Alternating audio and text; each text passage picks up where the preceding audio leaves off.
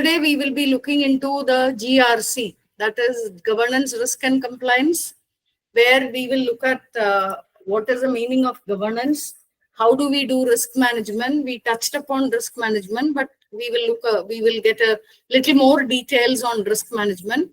And we will look at the compliance. We saw the auditing and ISO 27001 framework yesterday. So we will just have a brush about the compliance also. Then how the cybersecurity awareness. See, cybersecurity awareness is an important domain in cybersecurity, because unless the stakeholders, the people who deal with all the assets, all this information, all the controls, they know what they have to do and what they shouldn't do, their do's and don'ts of asset management, acceptable usage, right? They will not be able to do the things in the right way. So cybersecurity awareness is a very important activity, part of the governance, risk and compliance area, right? So we will look into how to promote security awareness also. So going forward, as per the normal standard, the learning outcomes that is from this session is understand cybersecurity governance and the roles of CISOs. You know, every organization is supposed to have a Chief Information Security Officer. So we will look at what is the role of CISO, how he is supposed to manage the different governance activities, the different dashboards, the different security controls, compliance requirements and all. And we will also see how the risk-based strategies and business continuity plans are put in place, right? How yesterday we touched upon statement of applicability, right? So we will have to see how risk management helps us to decide which of the controls are applicable to our organization to meet the business goals. And then we'll have to see how effective teaching methodologies are applied for cybersecurity education. So these are the 3 learning outcomes from today's session. So we'll go forward to look at what is GRC. See, GRC is like salt and pepper shaker on a dining table. So the governance, risk and compliance go hand in hand. So you do a risk management, you come out with a governance structure, you do this risk management based on your compliance requirement, and that gives input to the governance structure that have to be put in place. So these 3 go hand in hand. So unless you have a proper governance structure, a proper risk management practice or risk management policy for the enterprise, depending on the compliance requirement of the business, of the law of the land and all, we will not be able to the security posture of the organization cannot be improved. The credibility of the organization cannot be proved, right? So what is governance? Governance is how do we establish the ISMS framework?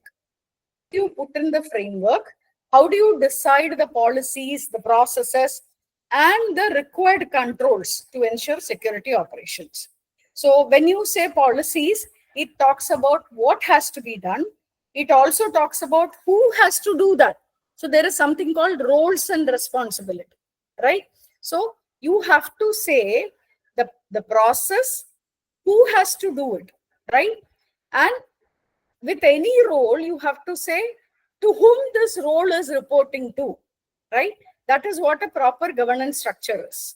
And then from the ISMS framework, we have to decide what are the controls that are to be implemented to ensure the business operations are secure, right? So that is governance. Now, risk management is how do we identify the risk, how do we assess the risk, and how do we mitigate the identified risk, right? So if you identify a risk, you will have to quantify the risk, right? We cannot say when we come out with a practice or a process, we cannot say it is a critical risk and stop it. We should say that in a scale of 1 to 10, the criticality of the risk stands at 9 That means it is highly critical. So that is the assessment of a risk. And mitigation means we should come out with a mitigation plan. We should say that there has to be a policy, vulnerability mitigation, risk mitigation policy. Most of the ISO 27001 certified organizations have risk management policy. So we will have to decide what are the timelines for addressing different categories of risk. So high risk will be addressed within 10 days. Critical risk will be addressed within 3 days. Medium risk within 15 days. Low risk maybe within 30 days. So the timelines have to be defined in the policy, right? And what are the controls that are to be brought in to reduce the risk has to be presented to the management, and the required approvals, the required budgets, etc. has to be obtained, right, through the risk management plan. So that is risk management. So risk management itself is a detailed, comprehensive activity. So like we said yesterday, every organization has a risk committee. They have a security committee, they have a risk committee. So in the risk committee, both of this is cross-functional. Risk committee and security committees in most of the organizations are the same, right? Smaller organization, they are the same. But risk committee will be headed by Chief Risk Officer, and security committee will be headed by Chief Information Security Officer. So there will be representative from each department, right? Infrastructure department, administration department, HR department, right? Maybe procurement department. There are different operations department, maybe marketing and sales department. So the different departments which are at the perimeter or which are playing important roles in the business of that organization will take part in the security committee and in the risk committee, right? So they together work in identifying, assessing, and mitigating the cybersecurity risk. And compliance is, what are the regulatory controls that we have to look at? What are the industry standards that we have to look at? So regulatory means, like we saw yesterday, DPDP Act, IT Act 2000. These are all regulatory acts for India, right? Industry standards are ISO 27001 is a international security standard, right? TL 9000 is a telecom standard, right? There are different industry-based standard. RBI has defined controls, the technical security controls, technology-related security controls for banking organizations, right? In Singapore, they have something like monetary authorities of Singapore, which have come out with technology risk management policy, right? So there are industry standards, there are regulatory framework. So the compliance has to look at what standards are applicable to the organization's business, scope of business. And then keeping that framework, they have to define their policies and processes and come out with governance framework and risk management framework. That is how the G, R, and C go together, right? So we will look into what is GRC. Again, governance is establishing policies, processes, and controls to ensure secure operations. So we come out with, so if you look at a policy, you will see that this is authored by so-and-so, approved by so-and-so, authorized by so-and-so. So most of the important policies is like at the highest level, you have quality policy, security policy, risk management policy, and all. So as per ISO standard, the highest level policies should be authorized by the CEO or the COO. That means there is commitment from the leadership to ensure these policies are followed. Then when it goes into department-wise policies, the head of that business team will be authorizing those policies, right? So governance means you have to decide what are the policies. You should also look at who is the subject matter expert, who authors, who creates the policy, and who is the risk owner or the security control owner, who approves the policy, right? And in that there will be, it will be mentioned that who will respond, who will report to whom, or the head of business will report to COO. That will be mentioned in that policy, the processes, right? What is a reporting mechanism on how periodically status reports have to be given, right? How periodically reviews, management reviews has to happen. So all these things will be defined in the governance framework of an organization, right? Then comes risk management process. So risk management process talks about identifying, assessing, mitigating security risk. So what is a security risk? So you have a server room. So if the server has to be up and running, one of the risks is the power has to be there 24/7. So you should have a power backup, right? So you identify the risk. You look at what is the expected outcome from that asset. Depending on that, you design the risk, right? So you decide that power availability is a risk which has to be mitigated. How do you mitigate? You keep a UPS, right? And that UPS will be connected to a switch which has an auto failover methodology, so that if power goes, system does not shut down, system goes on functioning, right? And suppose you have a physical security control of, say, facial recognition system.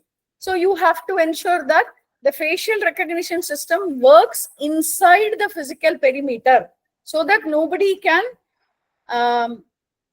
can make that system faulty, right? Nobody can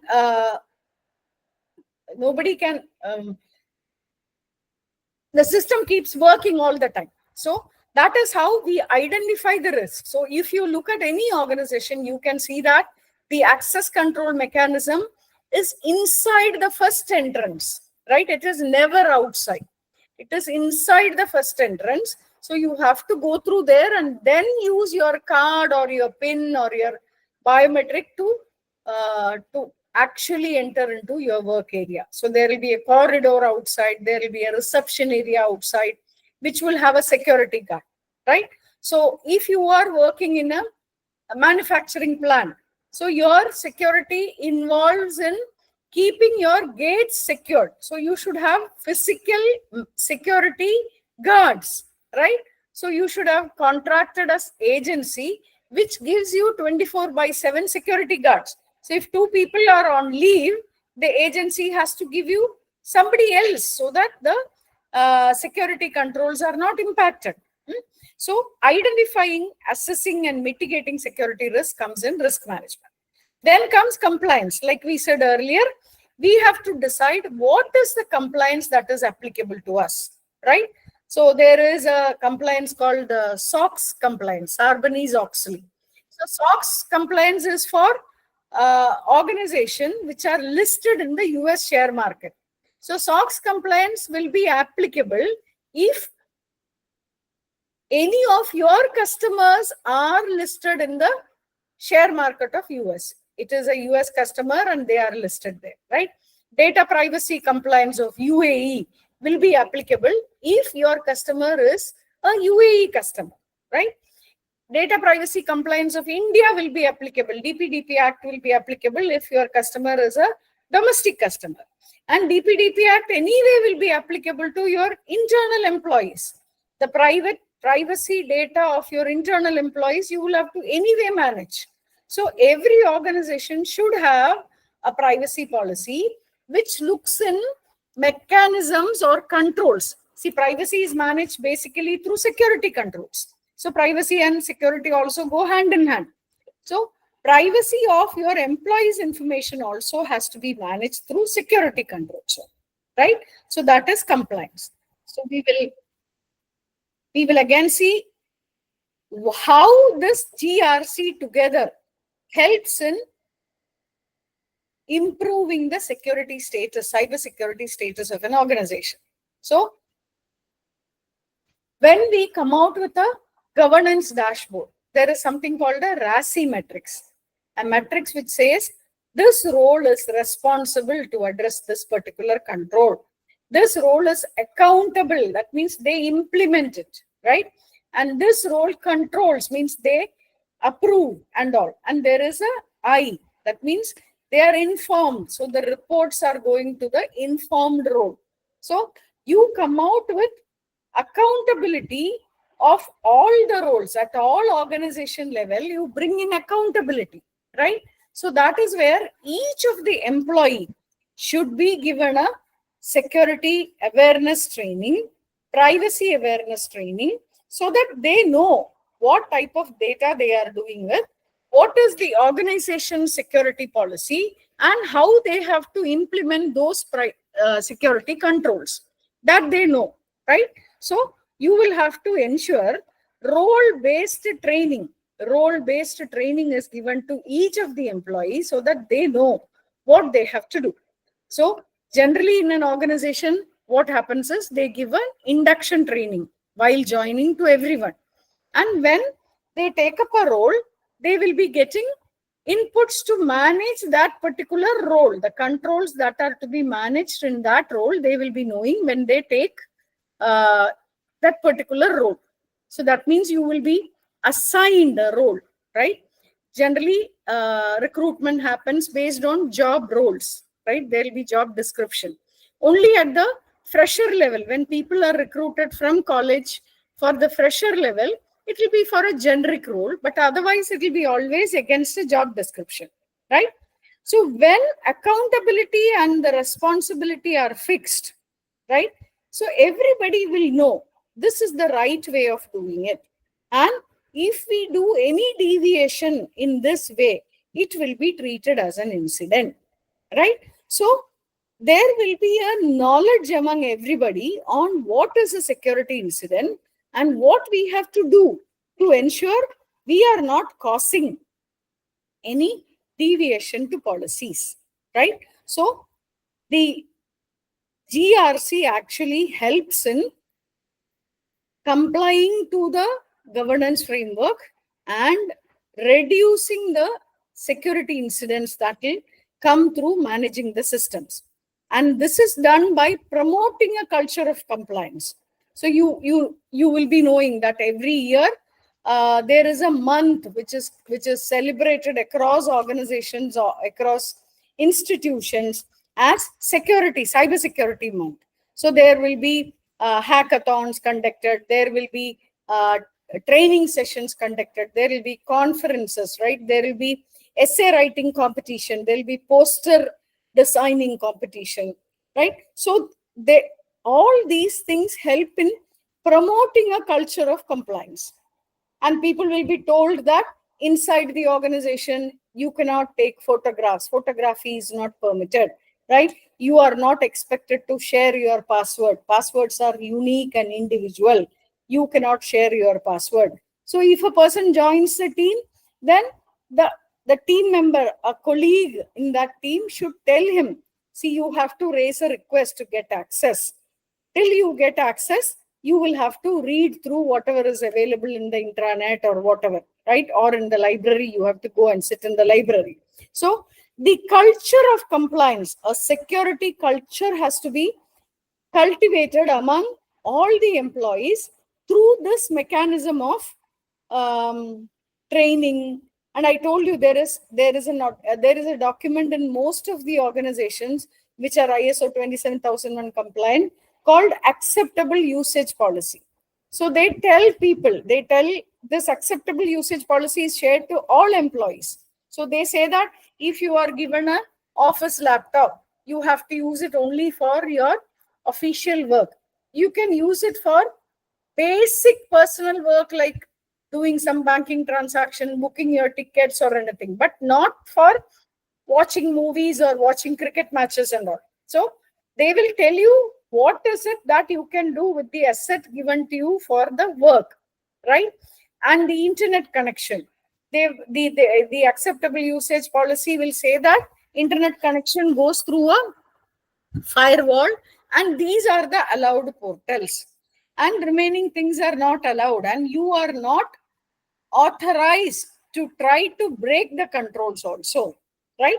And acceptable usage policy says that no photography, right? In certain areas of work, suppose they do production support, acceptable usage policy there, they will say that you cannot even take a paper or a pen inside, because in the production support team, they will have access to the actual production data.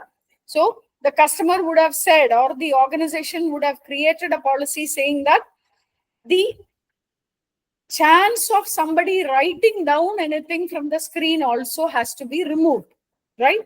So paper and pen also are not allowed. In many places, you cannot take your phone inside. You have to leave the phone outside and then go in, right? So the GRC controls bring in, it is shared through the acceptable usage policy to all the users, and they know what are to be done, what cannot be done, right? So this security awareness that is given at the beginning, again, I mentioned to you that there are competitions, there are things called town halls, where the senior members, when they come and talk to people about the importance of complying to security controls, importance of complying to the various organizations' policies like code of ethics, right? Quality policy, the different policies.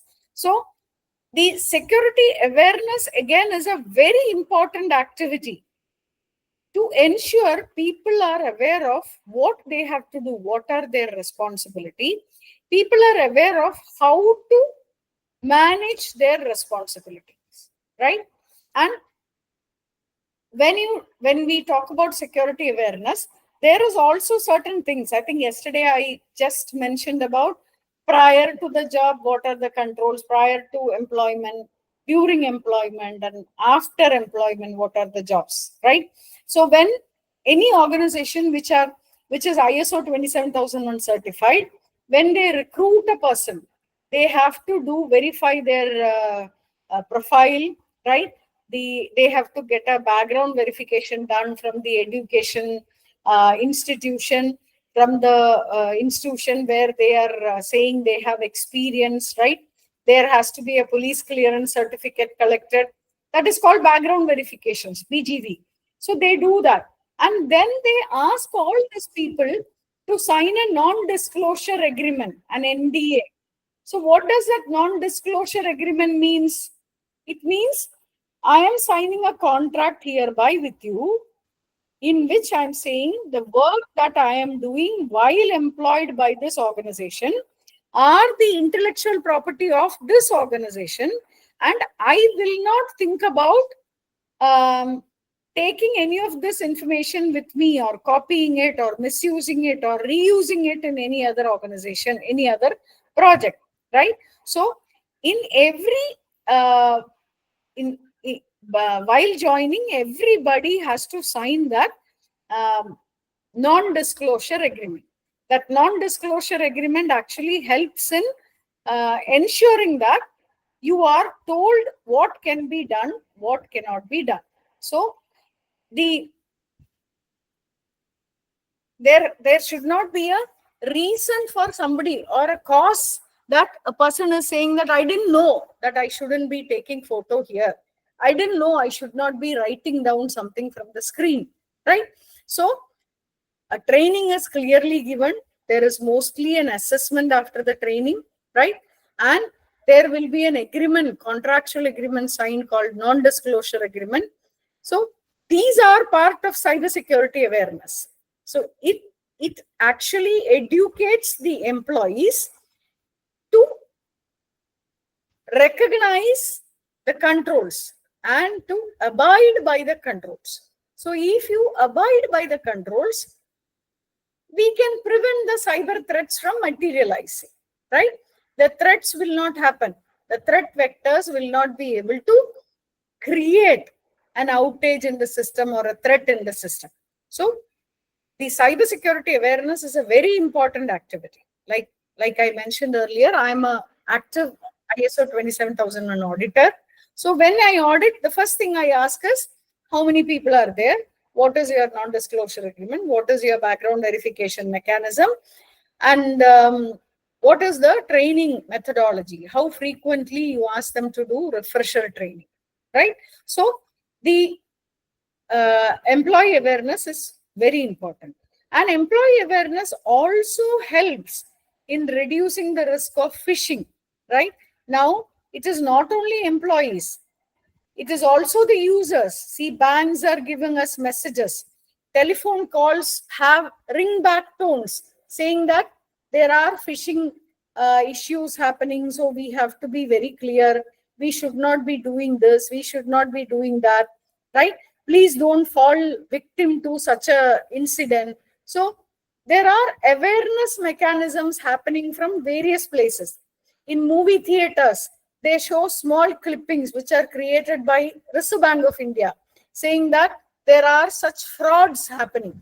So beware of these financial frauds, right? Don't fall prey for all these frauds, right? So social engineering. What is social engineering? Somebody calling us and saying that I am from the IT help desk. You connect to this particular thing. You allow me to connect over internet. You give me the control, right?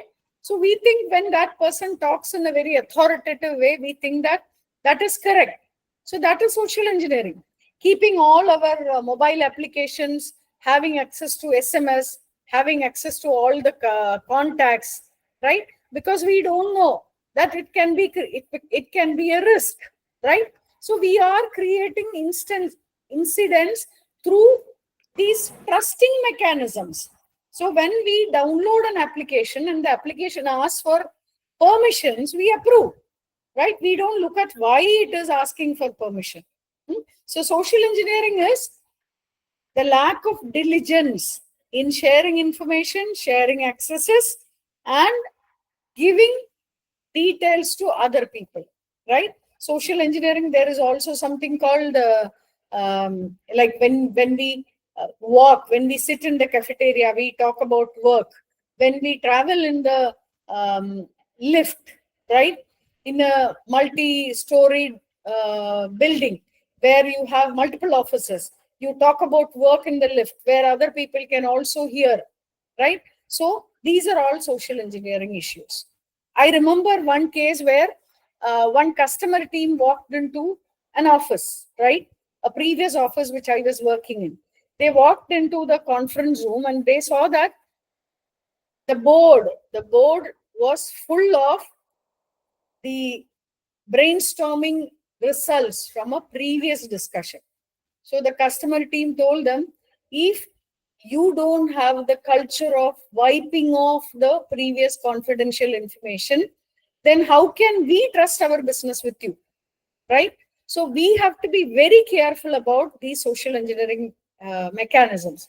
Leaving printouts on the printer itself. So nowadays all printers come with code.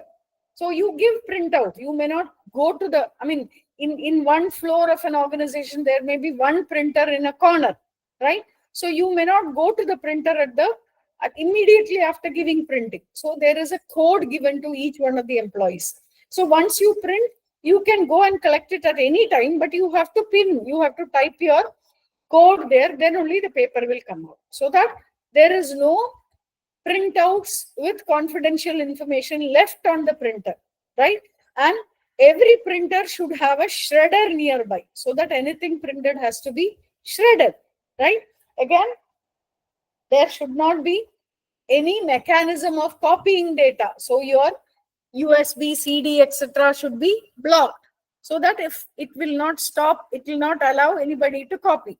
And one more control which everybody checks in ISO 27001 and any audit, what they check is whether your screen goes to a screensaver lock, right? So if you leave your system, within 2 or 3 minutes, the screen should go into a lock automatically, right? Even though you have that control, you have to make people aware that when they move from their seat, they have to lock the system so that there is no shoulder browsing. That means nobody comes behind you or nobody comes and peeps into your system when you are not there, right? So social engineering mechanisms are all these things. So training, cybersecurity awareness reduces risk of phishing and social engineering, and also insider threats. Now, what is an insider threat? I am trying to steal something from my organization is an insider threat. But if I'm told that there are such monitoring mechanisms in place, if I try to do this, there will be an alert and incident will be raised, right?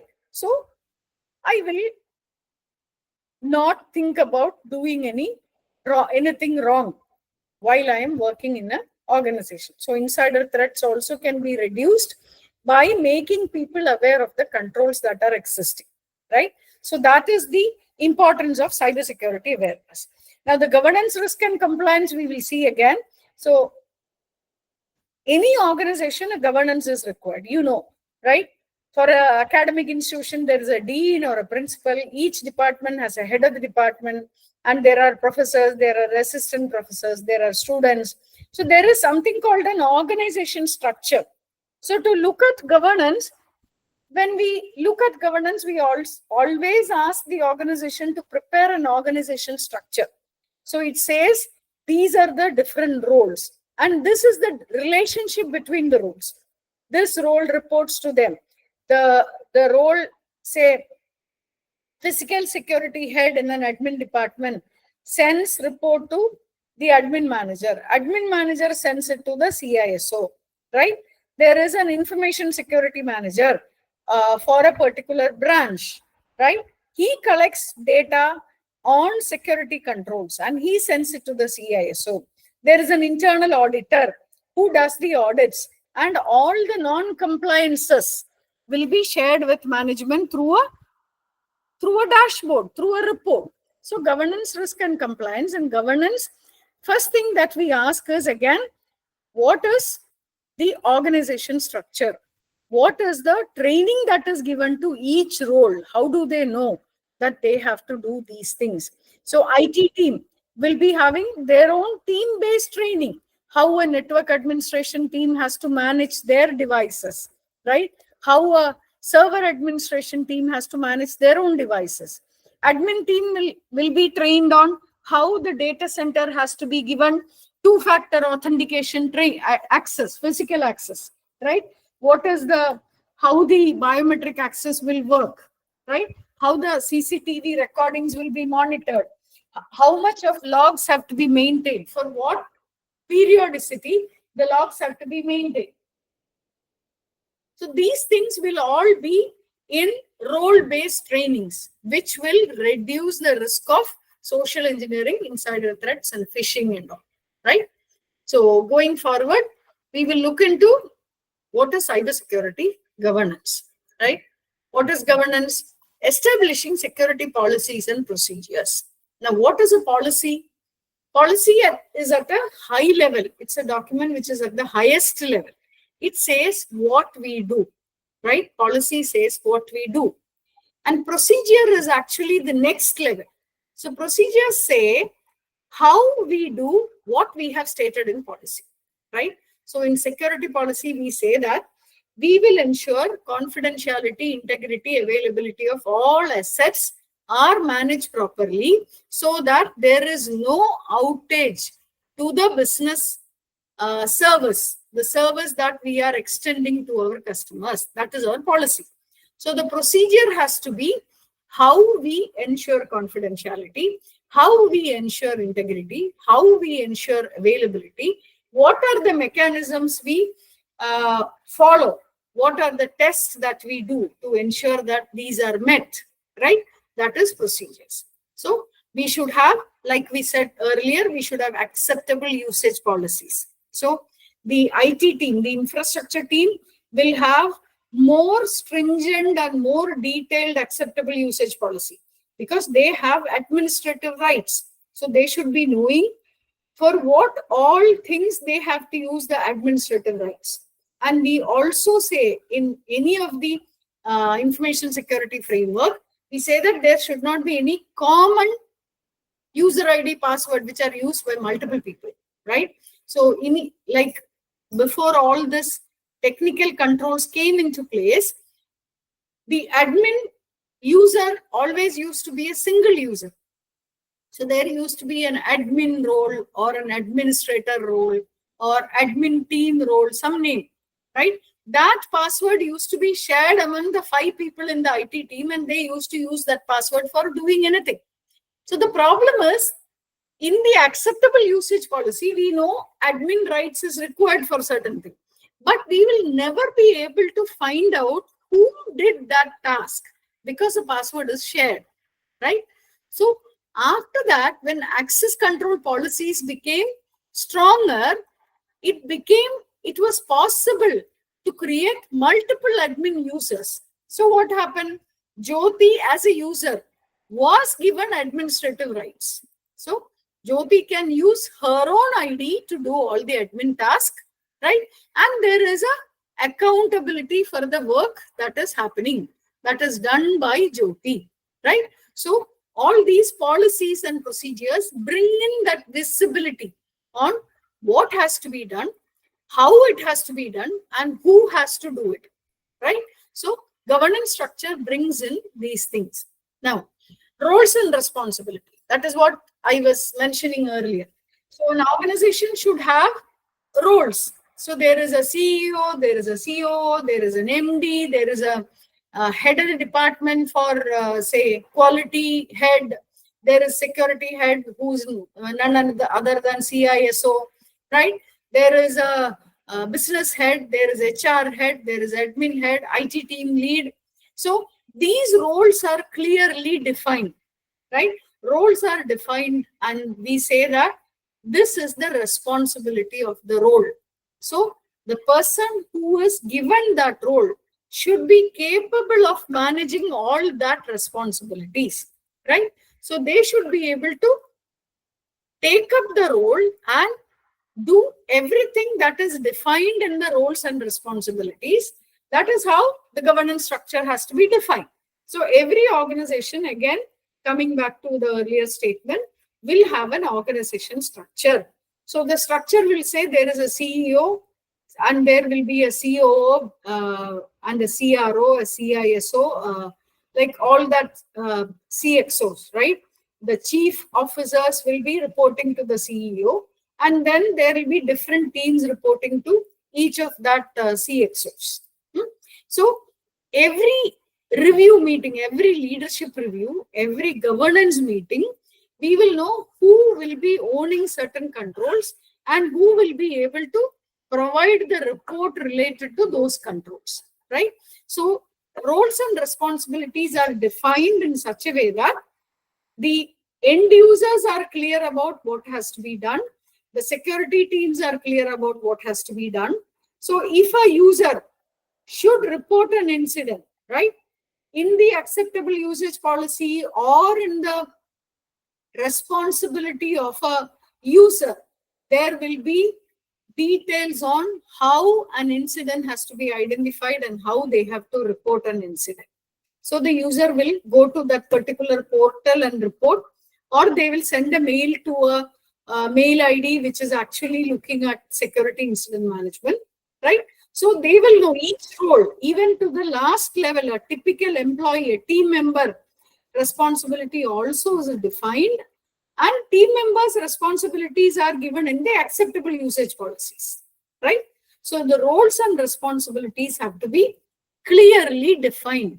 They have to be accepted by the people also. So that is what we do when we do the induction. The attendance of induction is recorded, and HR team or security manager or somebody explains the acceptable usage policy to all the new joinees, right? And there will be an assessment to prove that they have learned and they can prove that they understood, right? So that is defining roles and responsibilities. And then the third one is monitoring and improving. This is again another important thing. So any policy says what we have to do. Procedure says how we have to do. So how do we ensure that we are going as per the procedure? So we should have a mechanism of monitoring the activity. So all the operations should be continuously monitored. So that is what yesterday we saw about the incident management, the monitoring of activities and all we saw yesterday's session, right? So like that, like not only the network, the perimeter equipments or perimeter devices, every activity has to be monitored. So there can be tool-based monitoring, like Wireshark, which was used yesterday. We looked into Splunk and we looked into QRadar. There are tools which helps us in monitoring. There are also review meetings. There are also audits, internal audits, which help in in continuous assessment. So you start an audit. I mean, generally in organizations which deal with critical operations, they have quarterly internal audit. So every quarter, the internal audit will start with what was the observation in the previous audit and what is the action that you have taken. Did you close all that observation? If you did not close it, have you recorded the risk of that in your risk register? And did you get clear approval on exempting from that action and keeping that as an open risk, right? The risk register has to be approved by the chief risk officer, and they have to look at the total risk, right? Each risk, we said, has to be quantified. So the total risk has to be looked into, and then the risk officer has to approve the risk, right? So the monitoring and improvement, based on monitoring, we are improving, right? When we know there are gaps or there are an audit comes out with what is called NCR, non-compliance report. So whatever NCs are there, whatever gaps are there, how we are going to close it. So after the audit report is received, the quality team of the organization or the actual operations team will sit with that and see how best we can address those gaps, right? They can come out with the actual control, or they can come out with some alternative controls to reduce the risk, right? They reduce the gap. So that will be done, and then the security posture of an organization can be improved. So this continuous monitoring is important. It is required for improving the security posture of an organization. So when you do the assessment, you are actually enhancing the security measures. So we look into this, we see that this particular cycle is called PDCA, plan, do, check, and act. So in plan, you are planning to do whatever actions are to be taken, you look into and then you take it up. When you say do, you are actually doing it, means you are implementing those controls. Check means you are monitoring and you are assessing, right? Act means you are taking feedback and then improving. So any framework, if you look at, it will always have a process improvement embedded into it. So you have a process. That process may be good for today when you design it, right? Tomorrow there may be some new risk that is coming in, new regulations that are coming in. So processes also have to evolve. So this assessments, audits, monitoring and all keep giving inputs so that these processes can be improved on an ongoing manner, right? So this is governance. So for governance, we look into something called PDCA, plan, do, check, and act, right? So there has to be steps in planning. What are the controls? So what is the statement of applicability? Which controls are applicable to you? How do you bring in those controls, right? And check, how do you monitor, right? And based on monitoring, how do you improve? That is PDCA. Yeah, this is how the control standards, procedures, and all are related. These two are two different ways of representing. Okay, so we start with the policy, which actually says what we have to do, right? It is at a very high level what we have to do and why we have to do this. So it is depending on the statement of applicability. So this is applicable to me. this is for improving my security posture. That is why I am doing this. So you have a policy which says what we have to do and why we have to do, right? And then we look into what are the conditions that we have to ensure, right? What are the best practices? So we look around in the industry, we look around in our co-organizations, and we see what can be done, what they are doing as best practices, what can be followed. In many places, we also invite them to come and help us. We take external consultants who are subject matter experts who come and guide us into what type of controls have to be implemented, right?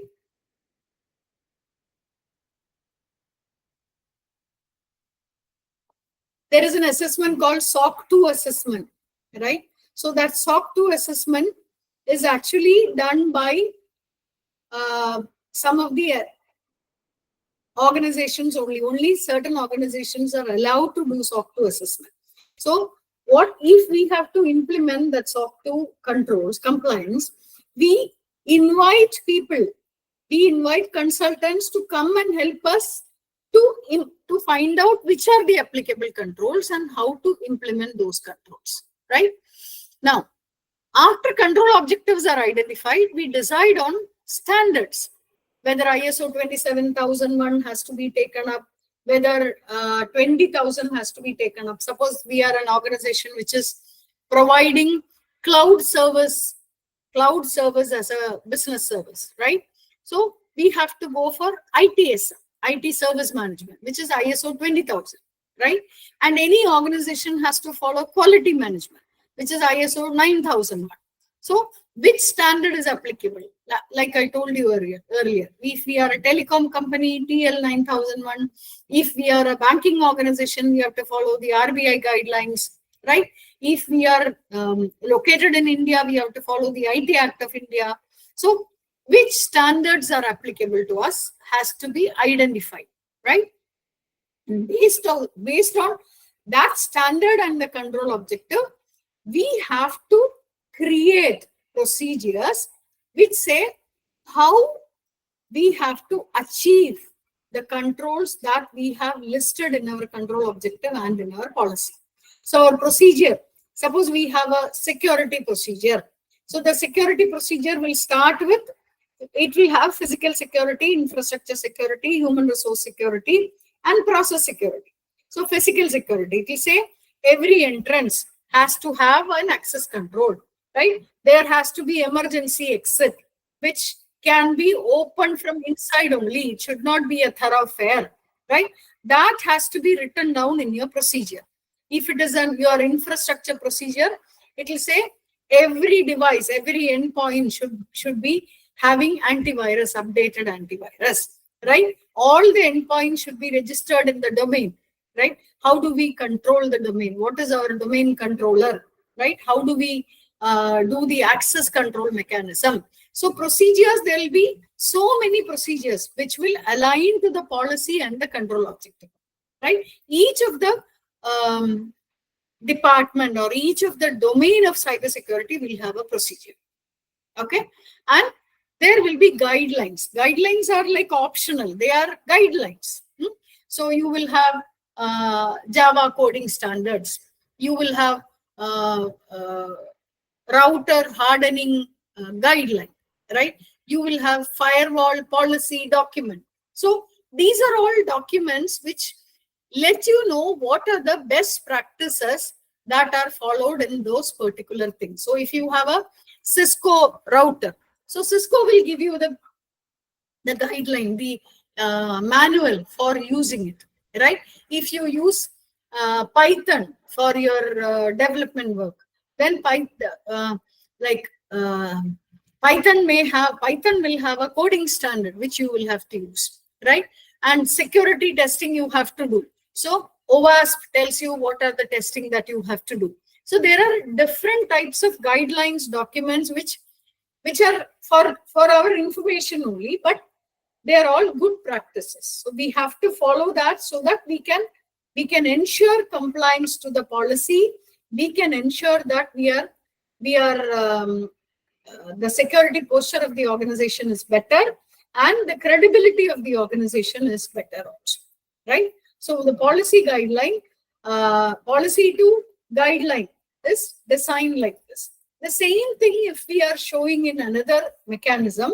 So in centralized management, you have policies and standards which are managed by the cybersecurity team. And the control owners, like the different departments, manage the procedures, right? So admin procedure, I told you, security procedure, admin procedure, network procedures, server procedures, right? HR procedure. So each of the department will have the control owners. In that statement of applicability or in the control objective document, there will be controls. So whoever is owning those controls will have a procedure. So if you look at this, controls and metrics are common to the cybersecurity team and the stakeholders team. They are centralized, and they also support decentralized procedure management, right? So controls are defined through procedures, and metrics are defined to measure the effectiveness of controls. So there are actually two types of assessments when you look at metrics for controls. There is an assessment called test of design, TOD. That means that is the first level of assessment. It looks into whether the listed controls are sufficient, right? Controls are sufficient for that particular business management is what test of design does. So once your processes are defined, the first one that you have to do is test of design. Then you should wait for, say, 3 months, 4 months or something. You should gather all the control evidences. You should have incidents captured. You should have access control database. You should have configuration management database, right? Once you have all that thing, maybe after 4 months, 5 months, you should do an audit or a review, which is called test of effectiveness, TOE, right? So the test of effectiveness comes out with metrics on whether the defined controls are working properly, okay? So you have a perimeter monitoring tool implemented. That is your control to ensure that there is no intrusion into your network, right? That is a control. But as a metrics, the perimeter monitoring tool should give us logs saying this many alerts came, these were false positives, these were addressed within this much time, this is our service level agreement, this is the timelines based on which we had to address. So unless that dashboard is collected, the test of effectiveness will fail, right? So metrics has to be collected in each of the controls to see whether those controls implementation is effective, right? So test of effectiveness is actually done through metrics, the various metrics, right? So metrics have to be defined properly, and metrics have to be collected, analyzed, and reported properly. So a governance structure mandates that there has to be controls, there has to be metrics. Metrics have to be collected, analyzed, and then reported, right? So you should have a dashboard which gets reported to the management, to your supervisors. Suppose a team is license management team, software license management team. So the team should look into how many licenses are procured, how many are being assigned. When somebody is leaving, whether that assigned license is brought back into our own list, right? So there has to be a report from that license management team saying that we have this many procured, these are being used, these we have free. If somebody wants, we will be able to give it within this much time, right? So those are the type of metrics that have to get reported. So this is how a proper governance happens in any organization. You will have policies, you will have control objective, you will have standards, you will have procedures, and you will have metrics, right? Metrics is the one which is very important, which shows that you are monitoring those controls and you are reporting those controls as per the organization structure, right? So there has to be, generally there are two levels of checking. One is the internal audits that we talked about. There are other things like management review. So every institution, organization will have a quarterly management meeting, right? Or a half-yearly meeting where all these things are reported, which will be every team will be there. So there will be questions from all the stakeholders. The control owner has to answer, to justify. They have to defend in saying why this happened, how this can be addressed, etc., etc. Right? So that is a governance structure. So again, like ISO 27001, NIST cybersecurity framework is again a international standard which helps in doing a proper cybersecurity governance, right? So the NIST first framework had only identify, protect, detect, respond, and recover.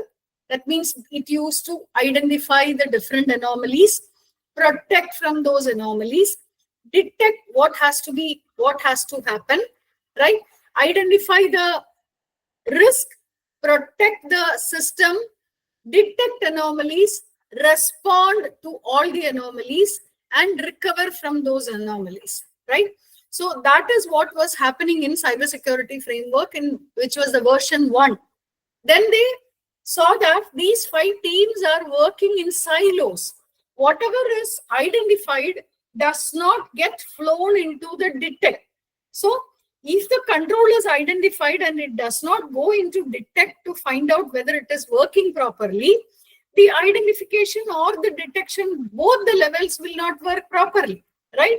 That is when NIST brought in a common process, governed, which connected all the other 5 things. So there came a governed mechanism which said from identify, information has to flow to protect, from protect, information has to flow to detect, from detect to respond, and then to recover, and then back to identify. So respond and recover is like check and act. And from recover, it comes back again to the plan or the identify, right? So this is another important framework which many institutions use, just like ISO 27000. The difference is ISO 27001 is a certification. So you can go for an audit and get an you can get a certificate saying that say GCA is an ISO 27001 certified organization. But cybersecurity framework is a framework. It helps us implement things, but it does not give us a certification. It does not give us a assessment and a certification, but it helps us implement all those things. So generally the advice is you take up this NIST cybersecurity framework to implement, to initiate all your processes. Then once you reach a maturity, once you have a 4-5 months of implementing controls, you go back to ISO 27001 and then get that certificate from ISO 27000, right? So that is the difference between a framework and a standard. ISO 27001 is a standard with which you can go for a certification. Now, CISOs, we talked about CISOs, Chief Information Security Officers. Again, the government of India also mandates that all the public sector undertakings should have CISOs, whose main responsibility is to ensure cybersecurity controls are implemented and compliance to the Government of India regulations are met, right?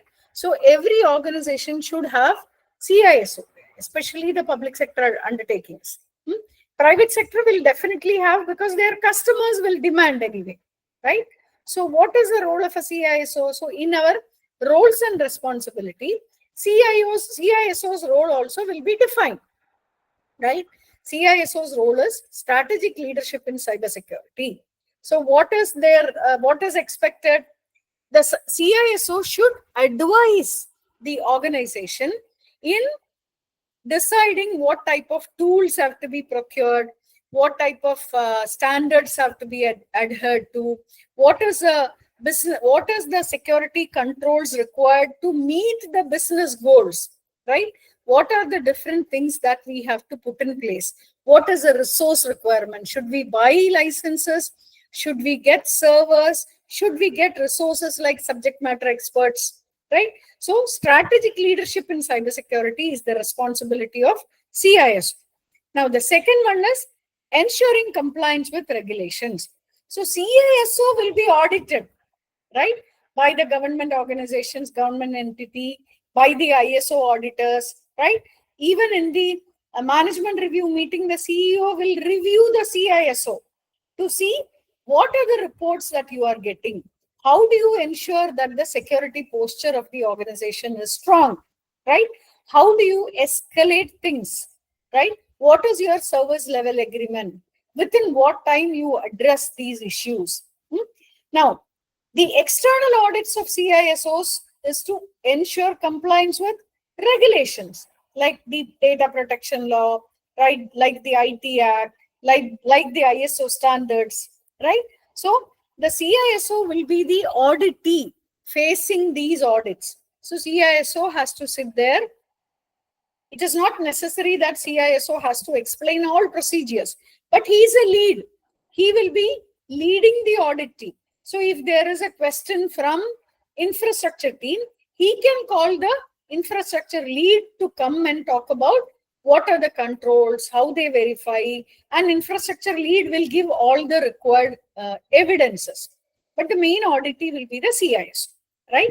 So ensuring compliance with regulations is the responsibility of CISO.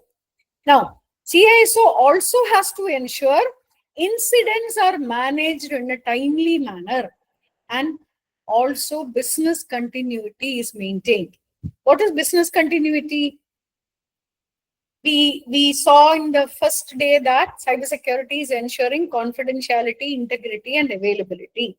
So if there is a problem to availability, the business stops, right? The operations stop. So like I told you earlier, power outage.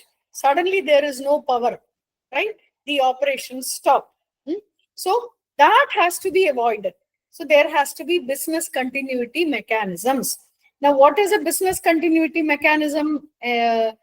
What does that promise? It gives resilience in managing operations. What is resilience? The strength to address any challenge or risk in operation is resilience. So, resilience in operations is given by the proper business continuity plan. Like, see, we have come through a pandemic scenario. So we know about disaster recovery plans. We know about government's disaster recovery, right? We saw all that. Before that pandemic or before the floods and all, I never knew government had a disaster recovery department, right?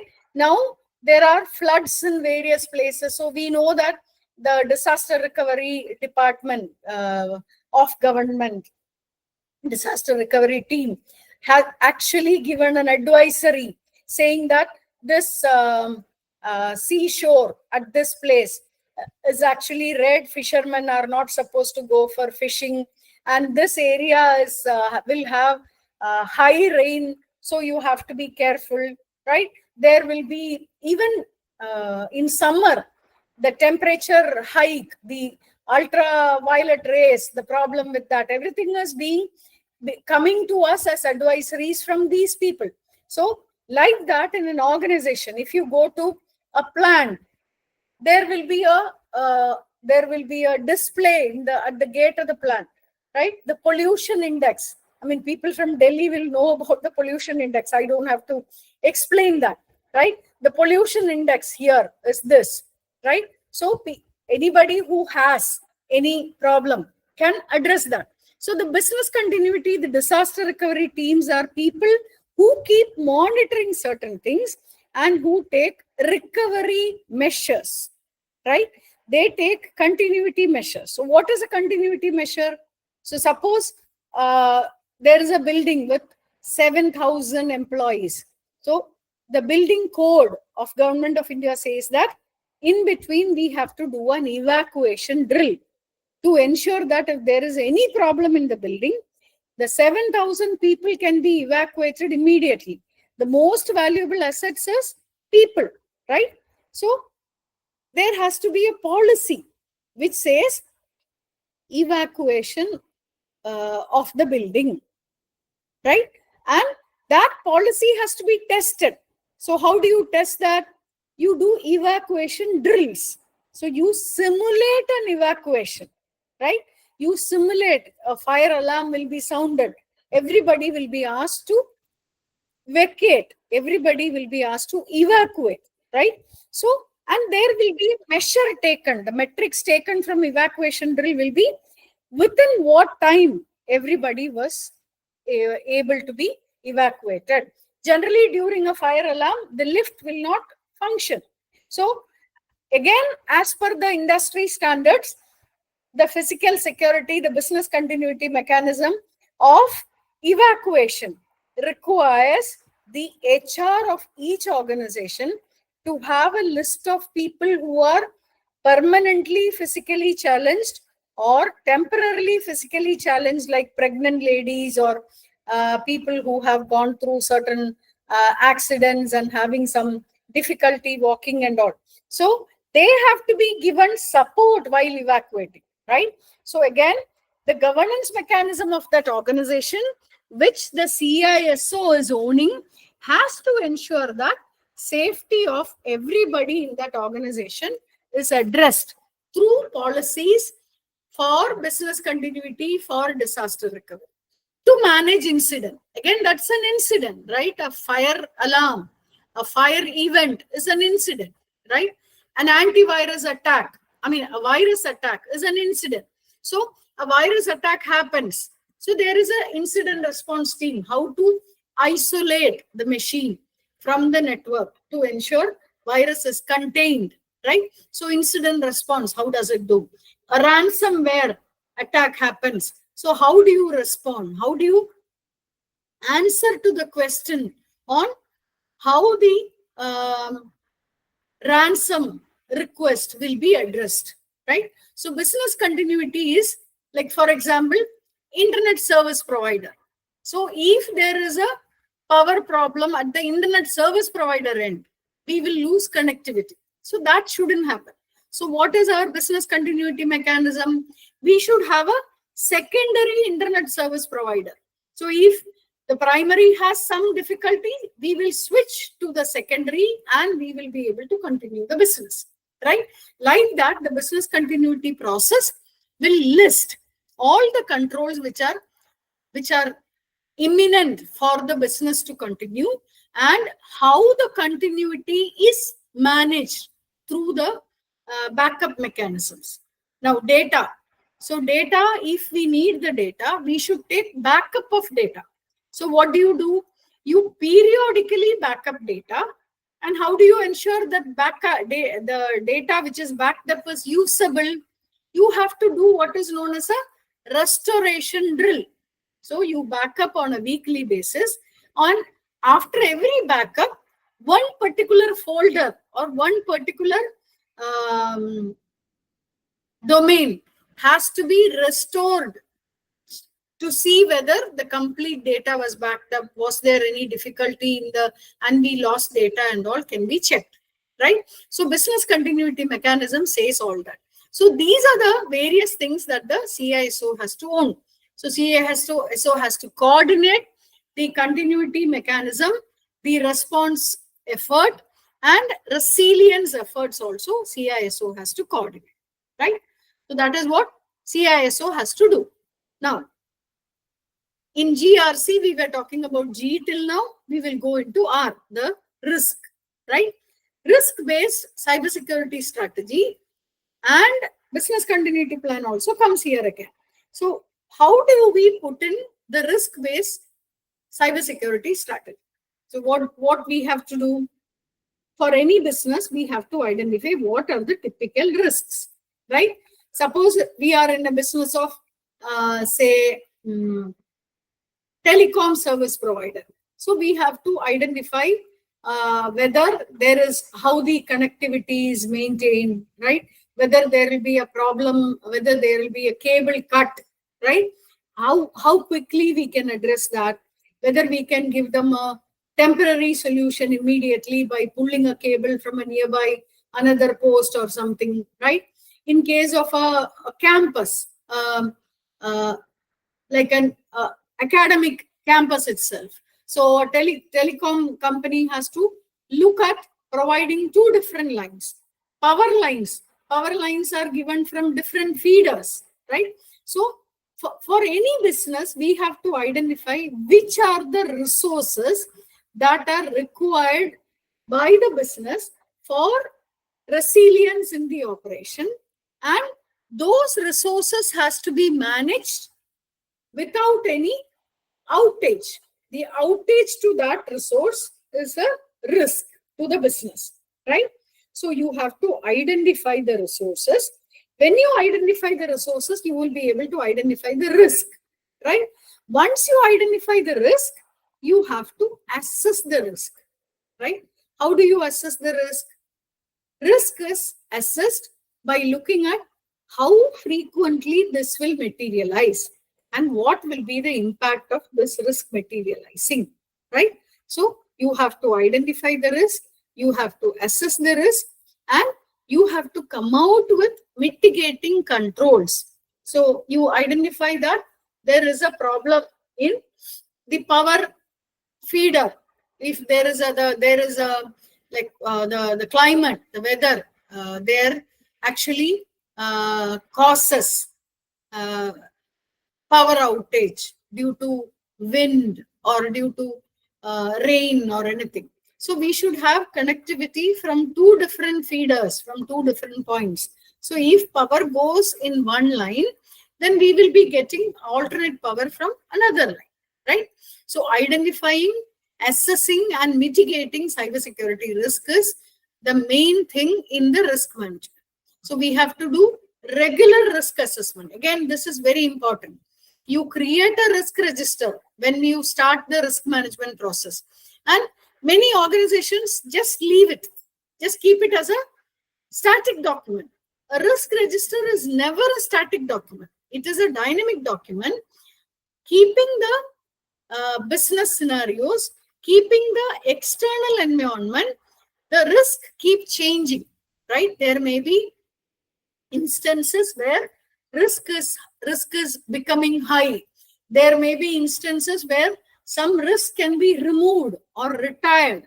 Some risk can be removed, right? So we have to keep continuous risk assessment. So at least once a quarter, the risk assessment has to happen. And like we discussed earlier, risk committees have to meet and then they have to conduct the risk assessment, right? And once risks are assessed, the mitigation measures are to be put in place on based on prioritizing the risk and the risk severity. So if the risk value is high, we will have to reduce the risk at least, right? So if I'm having a car, right? I mean, it's not a cybersecurity example, but a risk management example. I'm taking the car every day to office, and the car is an old car.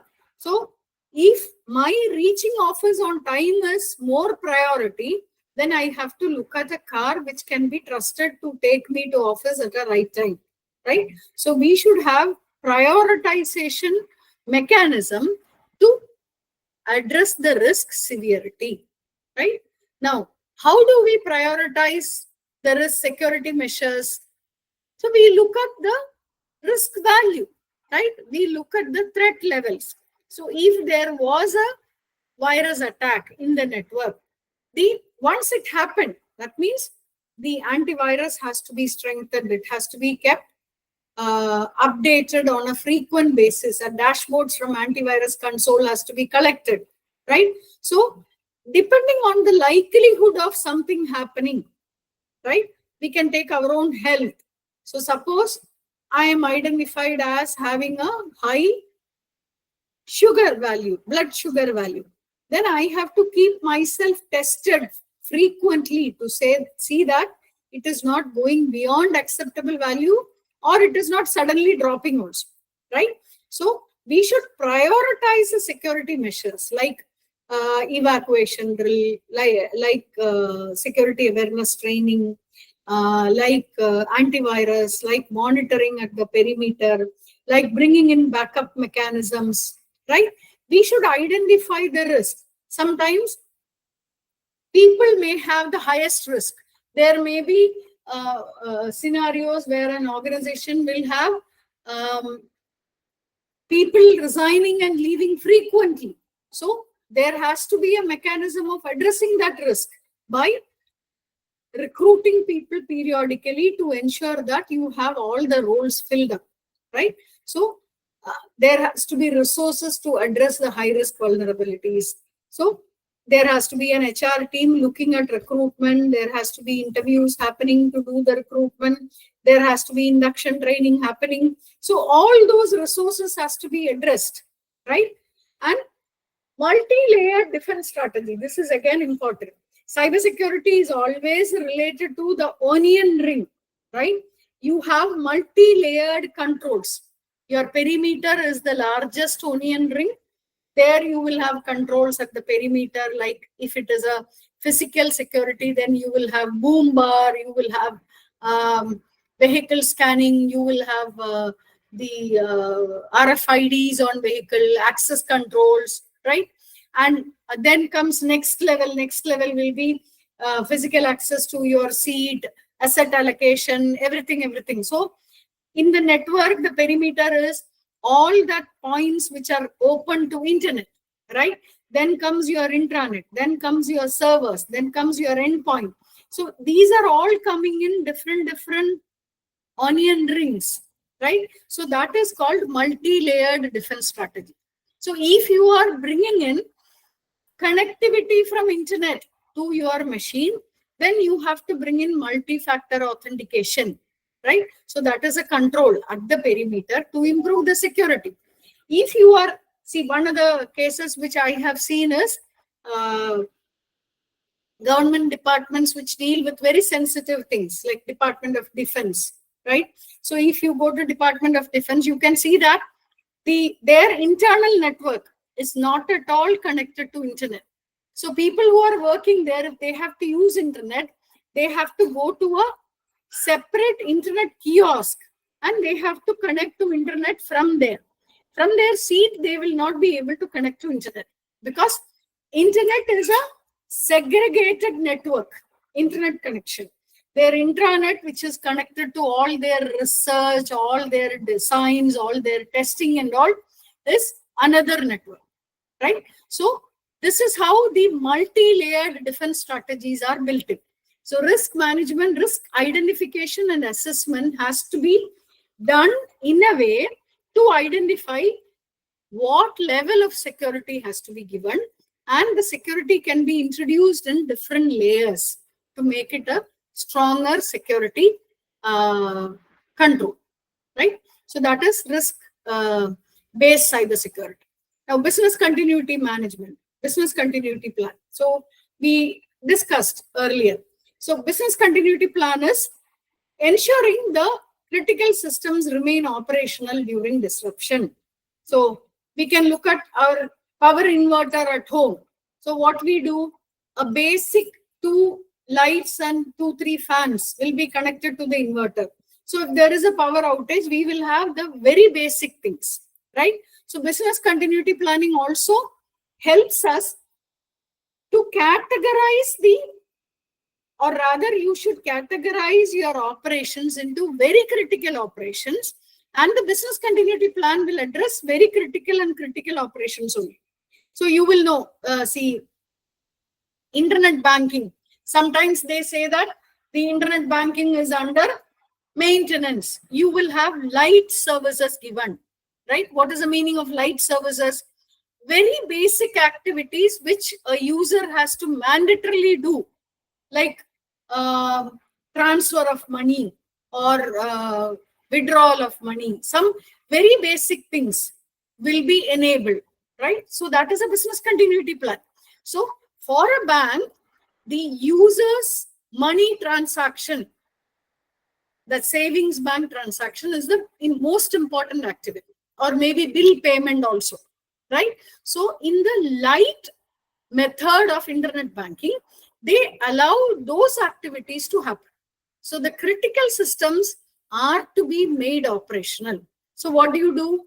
You will have a backup server, and that backup server will have this light function. So you divert all your traffic to the backup server and you maintain your primary server. That's what you do in business continuity plan, in maintenance. Suppose there is some issue in the main server. This is planned maintenance that I'm talking about. Suppose there is some issue in the main server, again the same thing will happen. Planned maintenance is actually a drill. It is a test to see whether the switch to the secondary server is happening or not, right? So the business continuity planning should be defined, saying this is our RTO, return time to operation. Within what time we will be able to come back to operation is the measure called RTO. RTO is within what time you will be able to come back to the normal operation is RTO, right? And then there is another measure called RPO also. So RPO is till what level of data will be kept. So the time, the return time or the recovery time is RTO, and the point of recovery, point of returning back to operation is RPO.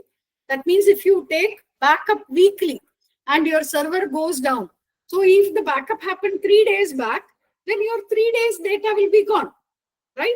So if you want a return to actual process or recovery point of 1 day, then you have to take backup every 1 day, right? Every day you have to take backup. So the business continuity plan helps us to define the objectives of within what time we will come back to operation, what all data will be available when we return back to operation, right? So that is called continuity strategy. So business continuity plan actually helps us to come back in case of any outage, in case of any downtime, right? Now, disaster recovery. Disaster recovery is what we looked at earlier. A ransomware is a disaster, right? And a virus attack is a disaster, right? A network going down is a disaster. So how do you develop a disaster recovery mechanism? So if there is a network outage in the office, then you can ask people to work remotely. So you should have given everybody laptops so that they can connect over internet remotely. So when they connect over internet, you should have given them multi-factor authentication also. So there has to be the plan to initiate the multi-factor authentication when these people have to connect remotely. And there has to be a drill conducted, a test conducted in between to test whether these people can connect and work without any delay if they are using multi-factor authentication, right? So that is how you prepare, you develop BCP and DRP, okay? Now, there is a risk management life cycle.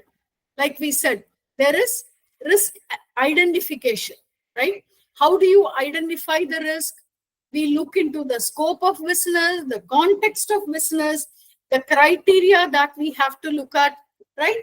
We look at all those things and we identify risk. So risk identification is done after looking at all the scope, context, the operation details, etc. Then we do analysis of the risk. We look at what is the impact of the risk, what is the periodicity, the likelihood of happening, right? And using that analysis, we do evaluation of the risk.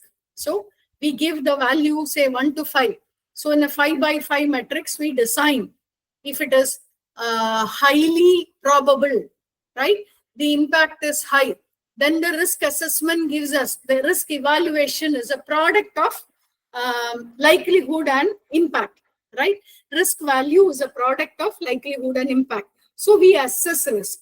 And after we assess risk, we treat risk. That means that is the remediation mechanism.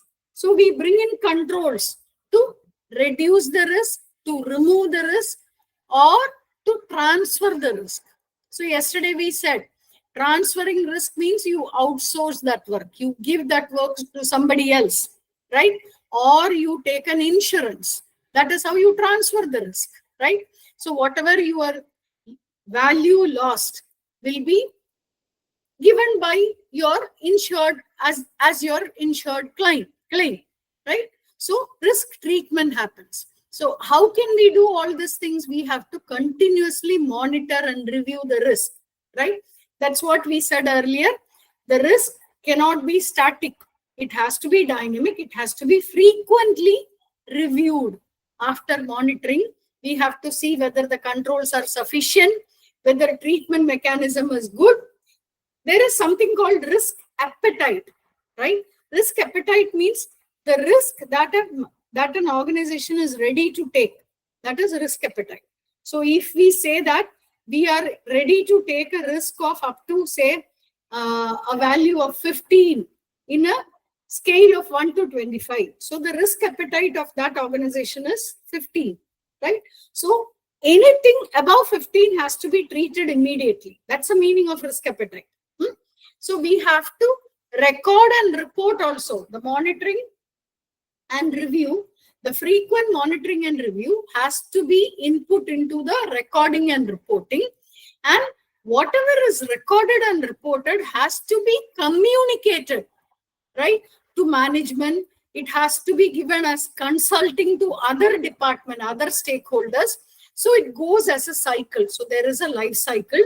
The scope, the context, and all is defined.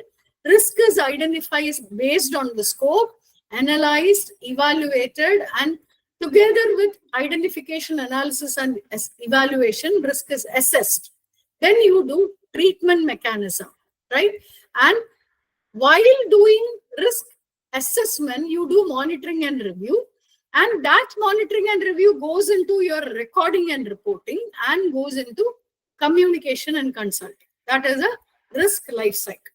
Okay. So in risk, there are different types of risk. There is external risk, there is preventable risk, and there is strategic risk. This diagram here shows all those. Even though it is given in 2 slides, this diagram shows the 3 types of risk. So there is external risk, which is shown here. So external risk is not under our control. It is all external anyway. So war games, stress testing, climate change, recession, pandemic, right? So we cannot control these.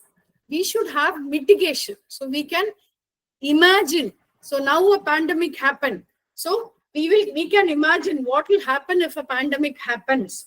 If recession happens, we can imagine how the economy will be impacted, right? Such examples will be taken, and we do scenario-based planning, we do stress testing, we do what is called war room management or war games, right?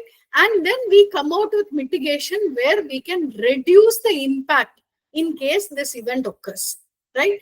Whatever we know, suddenly something new comes up, we will never be able to address it. We will have to go through that cycle, right?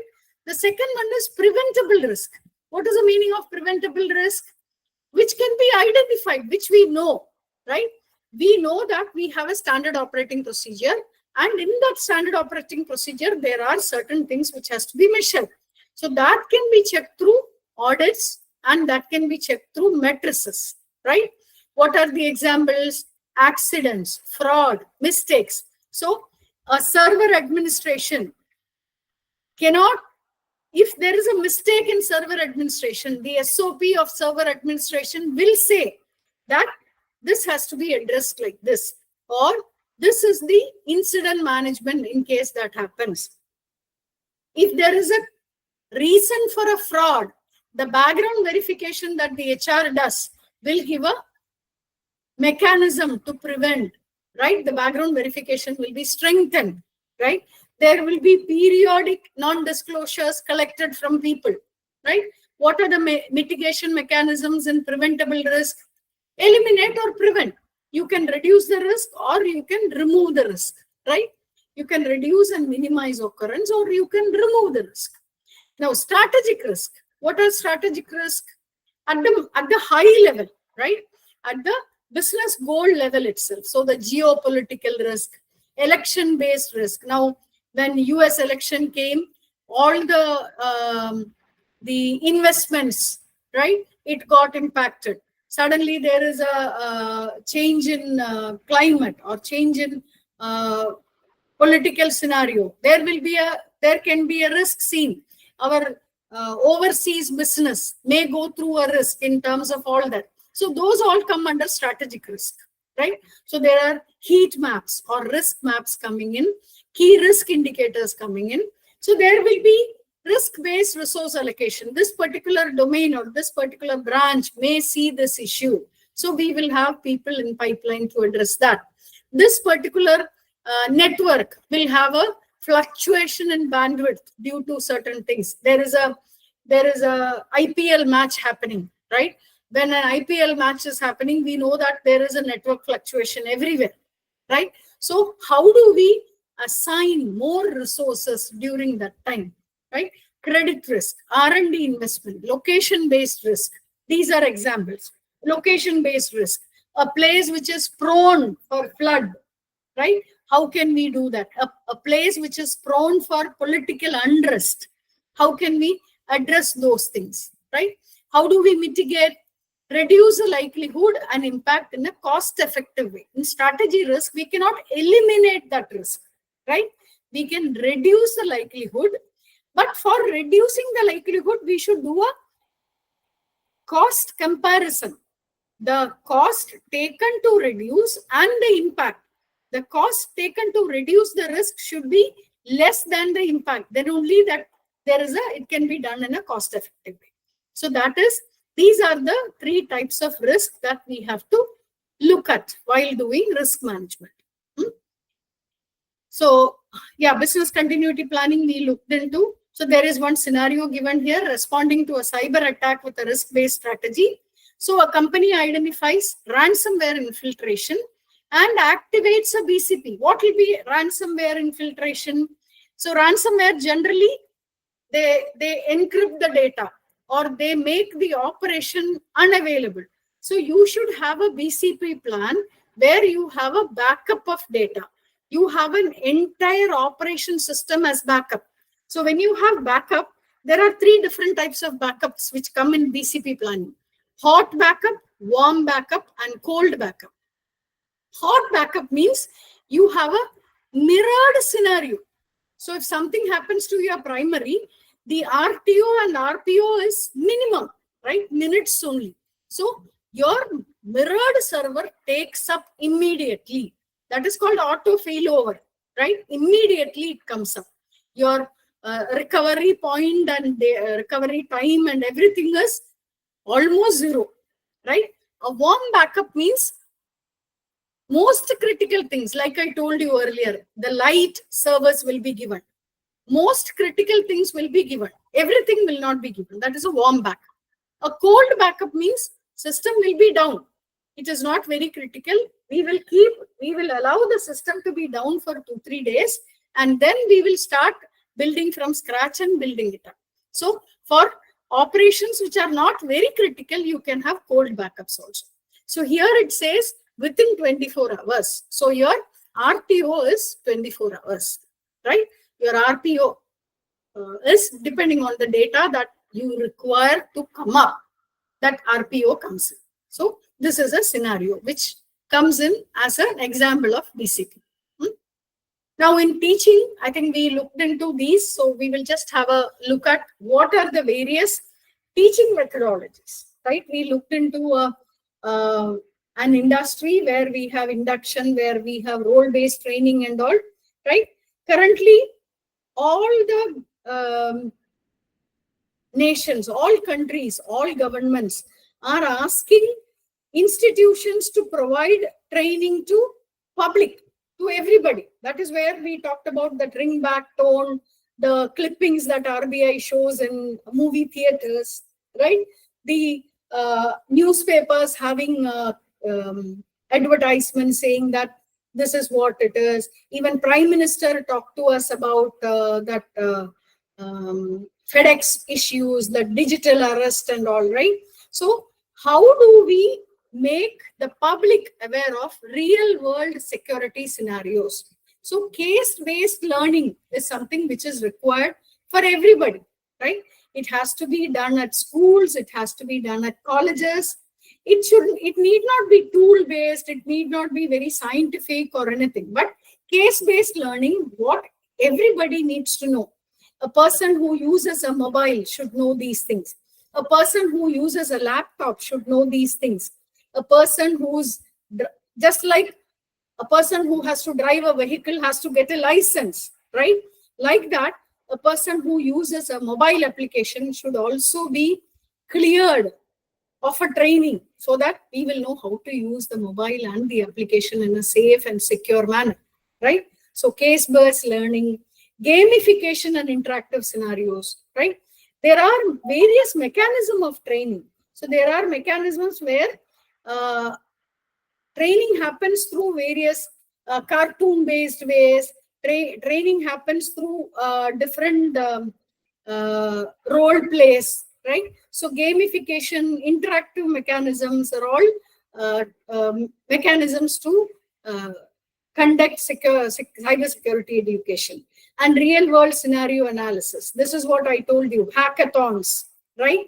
Hackathons, poster definitions, essay writing. So asking people to analyze actual incidents and come out with gaps and improvements. So hackathons are like that. They will be given an application and they will be asked to hack into the application. And it does not stop by hacking. The players have to give controls to make that application stronger and secure also. That is real world scenario analysis, right? The same things are shown in a different format.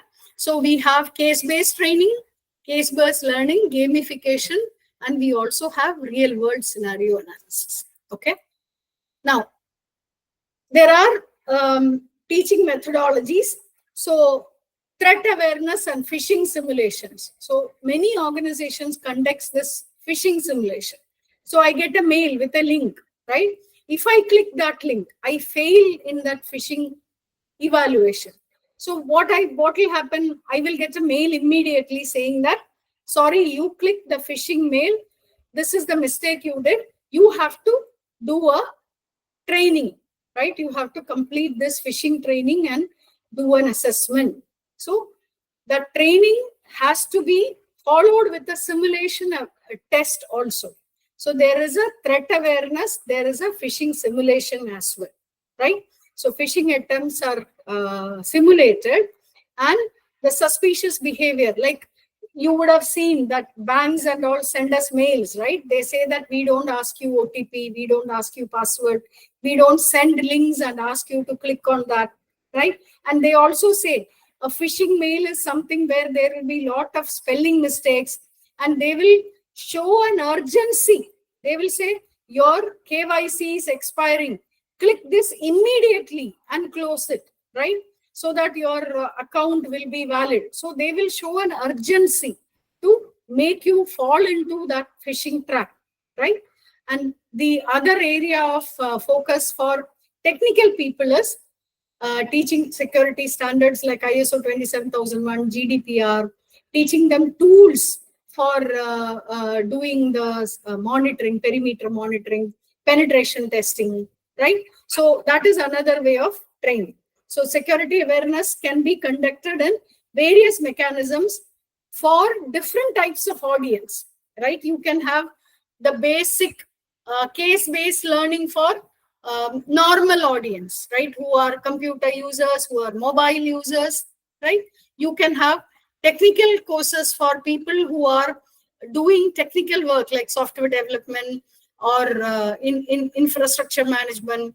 You can have phishing training, and you can have basic things on tailgating and all given to all levels of employees, right? So these are all the different levels of training. So I think with that, I am coming to an end of today's session.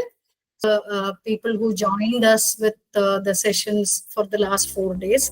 So we are so happy that this could be conducted in a continuous 5 days, and we expect to meet each one of you at different levels, different conferences or other training sessions or other meetings. Wishing all of you a great career forward in cybersecurity, or whatever you are doing, adding security to it. Thank you very much, and have a nice day and a nice weekend. Thank you so much. All the very best, and have a great weekend ahead. And we look forward to having you in our upcoming